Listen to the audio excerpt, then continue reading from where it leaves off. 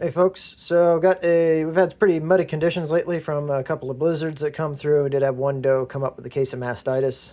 Spotted it because she wasn't letting her kids eat, and she was clearly, kicking at her udder. It clearly didn't feel well, and she was clearly engorged.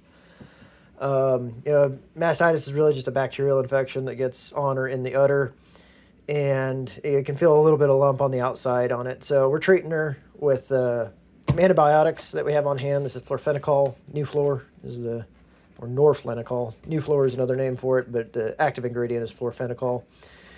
And then we're also given, and I'll talk a little bit more about this in a minute, but we're also given Banamine for pain management. It's an anti-inflammatory. Basically, think of it like aspirin or ibuprofen.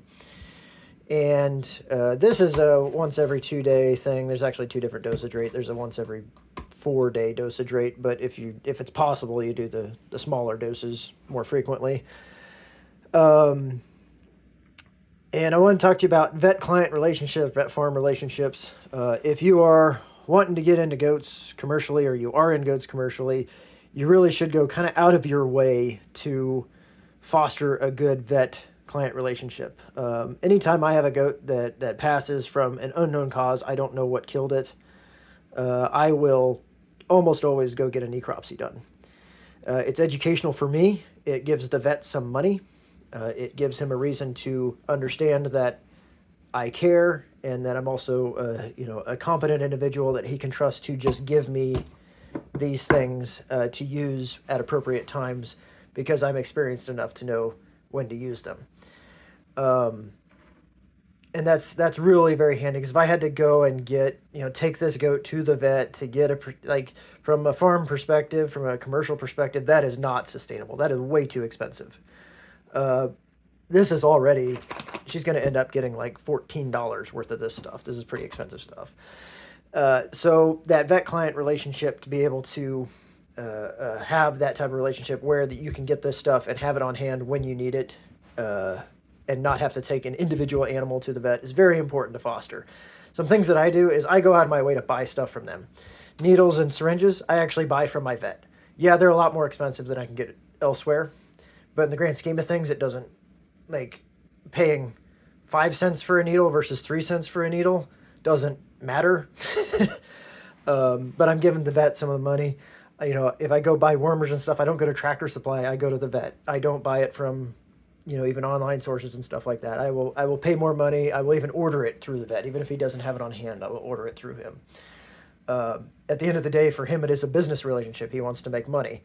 If he sees me as a good client that he wants to keep happy and wants to keep around, he's a lot more willing to work with me on letting me keep things like this on hand.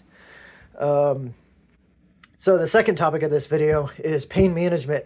And you might go, and I used to be this way, and if you're an experienced animal ag person, you might be this way, is pain management, they're livestock. Get over it. They just need to get over it. They need to toughen up, whatever. I have since changed my tune on that pretty significantly. This is a really good example of it with mastitis. That udder is swollen and hot to the touch, and she's becoming engorged, and she won't let her kids nurse. And I can pump and dump that milk, sure, but then I would have to bottle her kids or something like that, and they're way too old to take a bottle at this point, blah, blah, blah. I give her this, and within about an hour, she'll let her kids nurse again. And I am getting ready to give her another shot for today. That's why I'm making this video. And this is a really good example of how that pain management, it's going to reduce the impact of whatever the problem is, and mastitis is one example, on that animal, or in this case, it's going to keep that animal feeding her own kids and going to keep that udder drained, which will help with her own comfort level.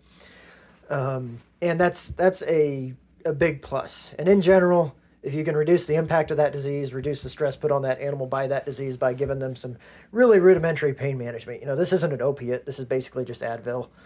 And that can go a long ways towards helping animals have a higher chance of recovery, and also a faster recovery because they weren't as affected by the disease. So those are the two topics I want to talk about in this video, was that vet-client relationship and ways to go out of your way to build that. And the other thing was, pain management as part of your theory of veterinary care or animal health or herd management or however you want to phrase that.